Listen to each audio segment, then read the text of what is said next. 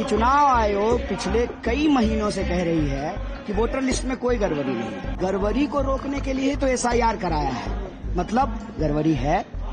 अब चुनाव आयोग को चुनाव लड़ना छोड़ करके, चुनाव लड़वाना छोड़ करके खुद ही चुनाव लड़ लेना चाहिए। आपकी आवाज को सुनने आ रही है प्रभात खबर इलेक्शन एक्सप्रेस। देखते रहिए प्रभात खबर इलेक्शन एक्सप्रेस। बिहार की धरती पे आज जो आप चुनाव कर रहे हैं, क्या लगता है कि जनता के बीच में आप लोगों की बात पहुंच रही है? क्योंकि चुनाव आयोग कह रहा है समय रहते बता देते तो। सबसे पहले तो आप सभी पत्रकार साथियों का, कैमरा पर्सन का बिहार की धरती पर स्वागत है। और कहते हैं ना कि जब आपका मन साफ नहीं हो, नियत साफ नहीं हो, तो आप कितनी भी जो है सच को छुपाने की कोशिश करें, सच किसी न किसी तरीके से बाहर आ जाता है। मसलन कि चुनाव आयोग पिछले कई महीनों से कह रही है कि वोटर लिस्ट में कोई गड़बड़ी नहीं है, एकदम टकाटक है वोटर लिस्ट, कोई दिक्कत नहीं है। जब नेता प्रतिपक्ष कह रहे हैं कि गड़बड़ी है और आप जांच कीजिए, अगर आप नहीं जांच कर सकते हैं तो हमको डेटा दे दीजिए, हम जांच कर लेंगे।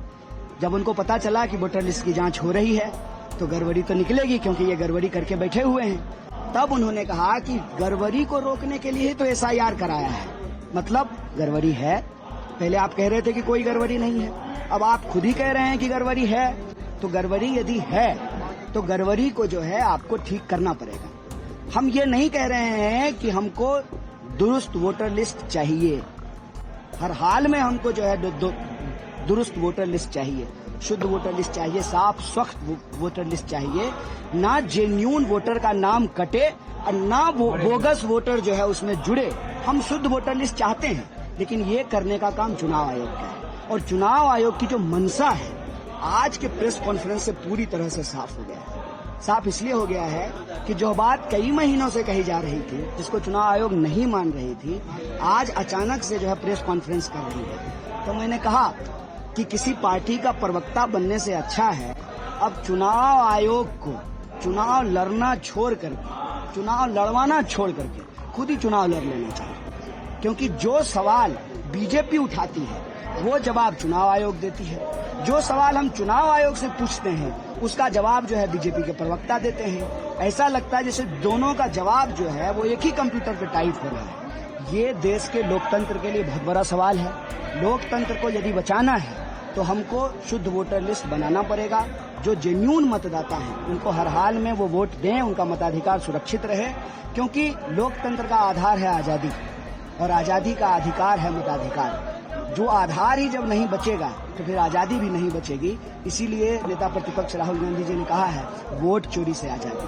अगर ईमानदारी की सरकार ही नहीं बनेगी तो फिर रोजी रोजगार, शिक्षा, स्वास्थ्य, लॉ एंड ऑर्डर, तमाम गारंटियां, माँ बहन योजना, वो सब चीजें कैसे लागू होगी। कन्हैया जी, एक यात्रा प्रशांत किशोर भी पूरे बिहार में कर रहे हैं। क्या लगता है कि क्या ये तमाम जो चीजें हैं, जो यात्रा शुरुआत होगी, इसका कुछ राजनीतिक फायदा या मजबूरी थी इस वजह से इस यात्रा की शुरुआत कर रहे हैं? यह देश यात्राओं का देश है।